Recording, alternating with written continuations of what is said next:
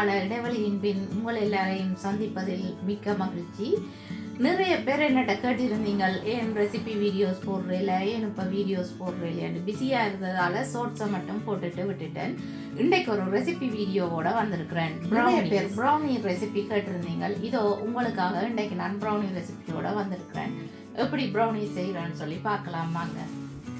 Brownie செய்கிறதுக்கு என்னென்ன பொருட்கள் தேவைன்னு சொல்லி பார்ப்போம். 6 முட்டைகள்,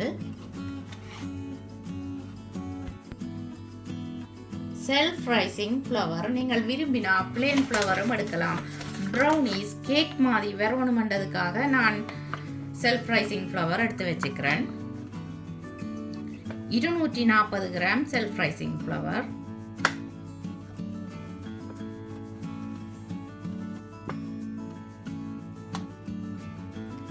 இனிப்பு இல்லாத கொக்கோ பவுடர், அதாவது பிளேன் கொக்கோ பவுடர் 60 கிராம்,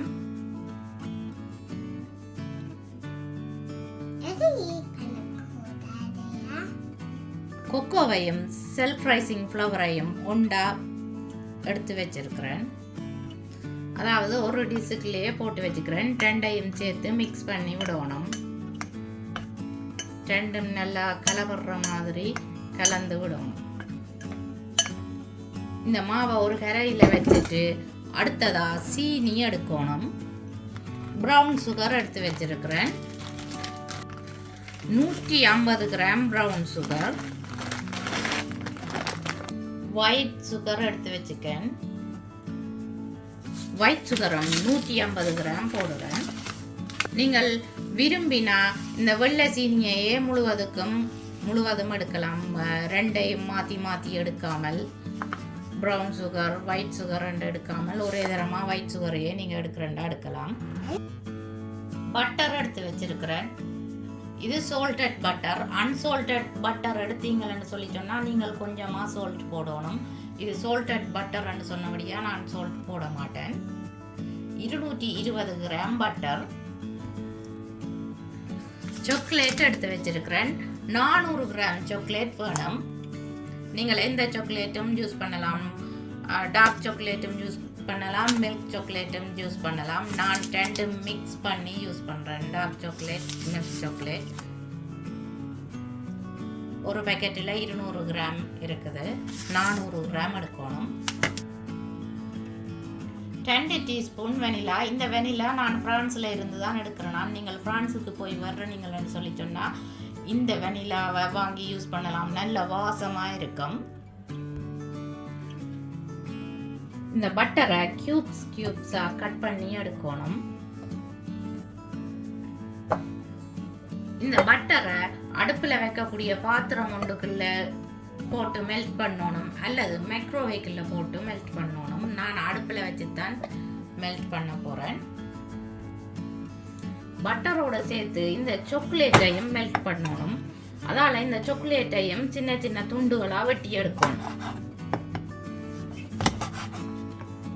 சின்ன சின்ன துண்டுகளாக வெட்டி எடுத்தால், அதிலும் சின்ன வெட்டணும் இல்லை, ஓரளவு துண்டுகளாக வெட்டி எடுத்தால் தான் மெல்ட் பண்ணிக்கல ஈஸியாக இருக்கும்.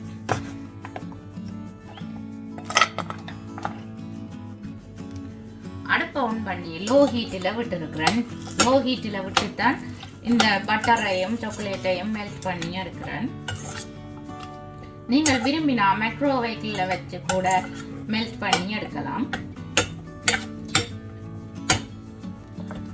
சாக்லேட் துண்டுகள் நல்லா கரைஞ்சி போகிற மாதிரி மெல்ட் பண்ணி எடுக்கணும். இப்போ கரைஞ்சிட்டது. நான் அடுப்பை ஆஃப் பண்ணுறேன். இப்படியே ஆற விடணும். சாக்லேட்டை ஆற வச்சுட்டு இப்போ முட்டையை எடுக்கிறேன். முட்டையை நாங்கள் சீனியோட சேர்த்து பீட் பண்ணி எடுக்கணும்.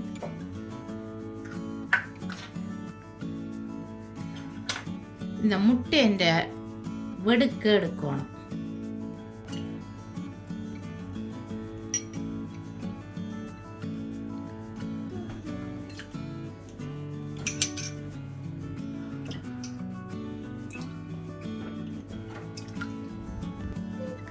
ஆறு முட்டைகளையும் ஒரு டிஷ்ஷுக்குள்ள விட்டுட்டேன். இந்த எக்குக்குள்ள கொஞ்சம் கொஞ்சமாக சீனியை போட்டு அடிக்கணும். நீங்கள் அன்சால்டட் பட்டர் எடுத்தீங்கன்னு சொல்லிட்டோம்னா இதுக்குள்ளேயே கொஞ்சமாக உப்பும் போடணும்.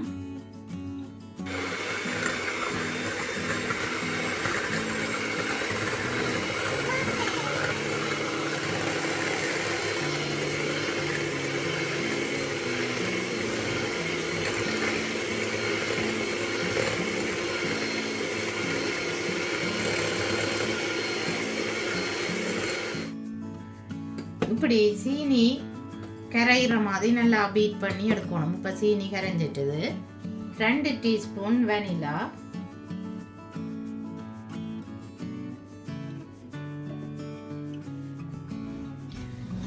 மெல்ட் பண்ணி வச்சிருக்கிற சாக்லேட்டையும் பட்டரையும் போட்டு இதோட மிக்ஸ் பண்ணணும்.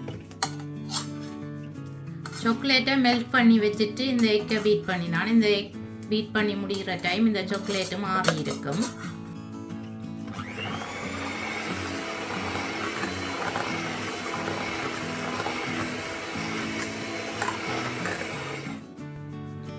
அடுத்ததா எடுத்து வச்சிருக்கிற மாவையும் கோகோ பவுடரையும் கொஞ்சம் கொஞ்சமாக போட்டு மிக்ஸ் பண்ணணும்.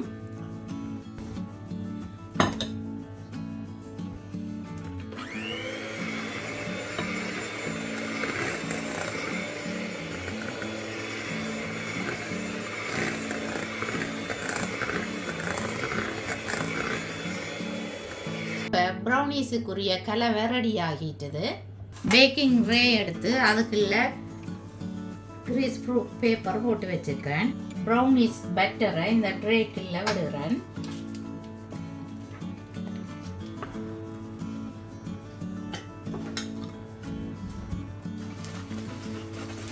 இப்போ ப்ரௌனீஸ் பட்டரை விட்டு பரவியாச்சு. இந்த ப்ரௌனீஸுக்கு மேலே சாக்லேட் பீசஸ் போடுறேன். ஒரு பாதிக்கு சாக்லேட் பீசஸ் போடுறேன். மற்ற பாதிக்கு M&M's போடுறேன். நீங்கள் உங்களுக்கு விருப்பமான டாப்பிங்ஸ் போடலாம். ஒயிட் சாக்லேட் 175 டிகிரி செல்சியஸில் எலக்ட்ரிக் செட்டிங்கில் 10 மினிட்ஸ் அவனை ப்ரீஹீட் பண்ண விடணும். 10 மினிட்ஸ் அவனை ப்ரீஹீட் பண்ண விட்டுட்டேன். இப்போ 20 to 25 மினிட்ஸ், அதாவது 20 இருந்து 25 நிமிடங்கள் இந்த ப்ரௌனீஸை பேக் பண்ணி எடுக்கணும்.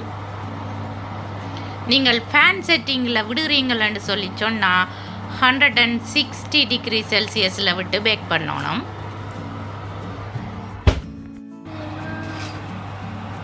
ப்ரௌனீஸ் பேக் பண்ணப்பட்டுட்டோன்னு செக் பண்ணுறேன்.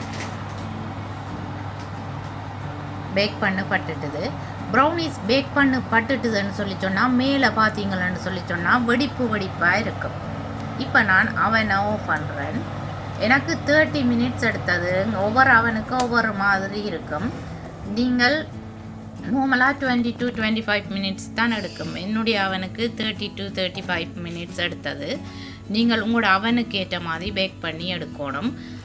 இப்படி ப்ரௌனீஸ் மேல் பக்கம் வெடித்து வரணும். நீங்கள் கத்தியால் அல்லது ஒரு டூத்பிக்கால் குத்தி பார்க்கல அதில் ஸ்டிக் பண்ணாமல் வரணும். உடனேயே அவனுக்கு இருந்து வெளியில் எடுத்துடணும். உங்களுக்கு இந்த ப்ரௌனீஸ் பச்சையாக வேணுமென்று சொல்லி சொன்னால் நீங்கள் மாவை குறைக்கணும். 120 கிராம் மாவு போட்டால் சரியாக இருக்கும். அதோட கொக்கோ பவுடரையும் நீங்கள் குறைக்கணும். 30 கிராமாக போடணும். அப்படி குறைச்சி போட்டிங்கன்னு சொல்லி சொன்னால் உங்களுக்கு ப்ரௌனீஸ் கேக் மாதிரி வராமல் பச்சையாக வரும். ப்ரௌனீஸ் ஆறினா பிறகு இப்படி துண்டு துண்டாக வெட்டி எடுக்கணும்.